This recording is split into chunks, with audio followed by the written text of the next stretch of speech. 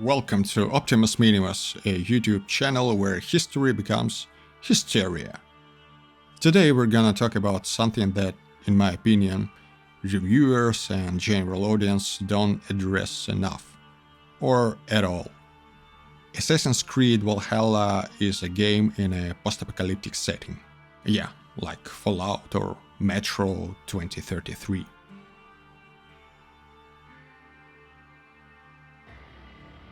While preparing for this video, I've stumbled upon a very short Reddit topic on whether Ubisoft should make a post-apocalyptic Assassin's Creed game. But they already made it. Assassin's Creed Valhalla is exactly that. Of course, I'm quite sure that Ubisoft never consciously envisioned Valhalla as something of a medieval version of Fallout. But it turned out like that, and inadvertently it conveys a very powerful message on ancient history and what the so-called fall of the Roman Empire really was. Although, in terms of a setting and, environment, Valhalla has certain problems not only with the historical accuracy but also with common sense. But still it is a visual masterpiece of post-Roman decay, an illustration of how European civilization took a wrong turn and where it ended up. Europe after the fall of the Classical Antiquity looks like it survived a nuclear war, and in fact it was much worse than a nuclear war. It took many years to restore Hiroshima and Nagasaki. It took centuries for Europe to pick up the pieces and to kind of come back to the level of the Roman Empire. And in certain aspects, this, should we say, process is not yet finished. What do we see in Assassin's Creed Valhalla as we walk through Post-Roman Britannia? We see ruins and we see degradation. The technology is lost. Nobody can provide the maintenance of aqueducts, the water supply system is disrupted, the sanitation is extremely poor. The population lives in crude houses amid the ancient ruins, which they can't properly repair. Many dwellings are basically just a hole in the ground. Some of the buildings are repurposed. The amphitheaters are used for, well, anything from cattle farm to stone quarry. There are actual cities in Europe where people started to build houses inside of the amphitheaters and use the perimeter of the stadium as some kind of walls. The bathhouses are not used as bathhouses anymore, and most of the population doesn't understand the initial purpose of these buildings, and many other buildings as well. Some of the baths are used as churches. The most famous example here is, of course, the Basilica of St. Mary of the Angels and the Martyrs in Rome, which is just a section of the baths of Diocletian. By the way, apart from the baths of Diocletian, my favorite repurposed structure is probably Castel Sant'Angelo, which served as a residence of Pope. But originally it was the mausoleum of Hadrian, a crypt.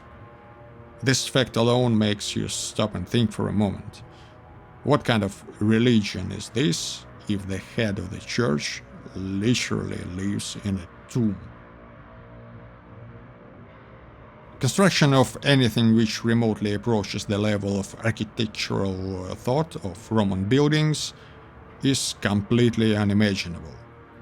And one of the reasons is, yes, technology again.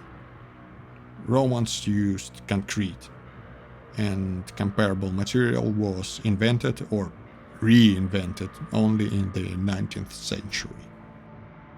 Of course, what is seen in Assassin's Creed Valhalla is not an accurate depiction of medieval Britain. But the spirit of this demise and total destruction, it is quite accurate for the post-Roman Europe in general.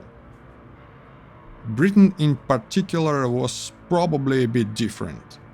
As we all know, the developers of the game tried to make things interesting. So, for instance, we see lots of anachronistic structures, like large stone churches which just couldn't be constructed at the time. Also, the number of Roman structures was probably much smaller. In Assassin's Creed Valhalla, you basically can walk into a village and find a huge amphitheater there. That's not how it was.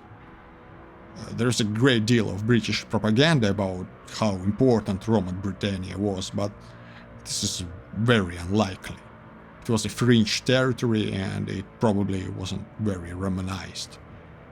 The archaeological evidence is obviously nothing compared to Roman regions in the continental Europe, and there are lots of remains of Roman structures there, sometimes in a relatively good condition, but not in Britain. They only talk about Roman buildings, but always left just a couple of stones here and there, and these stones can be, well, anything.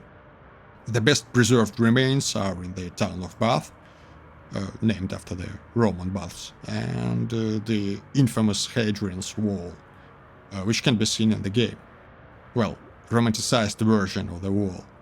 The structure itself is very, well, it is quite useless, and historians are trying to rationalize the purpose of the wall since it is a bit different from limites, say, in Germany. Limites is a plural of limes. So the general idea is that it wasn't that much of a defensive structure, but more like a boundary with custom outposts. But enough of that. Regardless of your opinion on the level of Romanization of Britain, the game shows the magnitude of degradation within the borders of the Roman Empire. Assassin's Creed Valhalla paints a picture of a world after the apocalypse.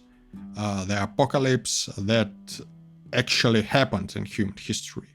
The apocalypse that destroyed technology, destroyed knowledge, destroyed culture, and left the survivors in a horrible, miserable, barbarous state.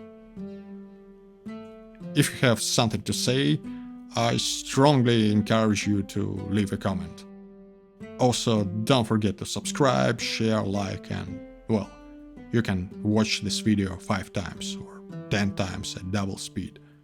So thanks for watching and rewatching, and see you soon.